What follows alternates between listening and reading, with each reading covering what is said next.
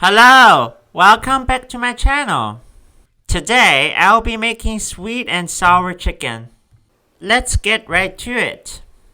To start, dice chicken thigh and place into a mixing bowl. Add light soy sauce, salt, ground white pepper, cooking wine, and cooking oil. Stir fully and marinate for 30 minutes. Grease the air fryer plate and place chicken in a single layer.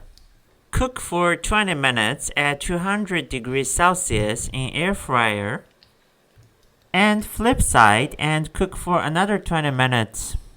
To a prep bowl, add light soy sauce, oyster sauce, rice vinegar, sugar, ketchup, cornstarch, and water.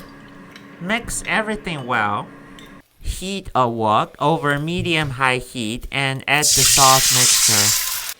Stir until the sauce bubbles up and add the cooked chicken. Mix everything well and finally garnish with white sesame seeds. Then sweet and sour chicken is ready. Please try the recipe and let me know what you think.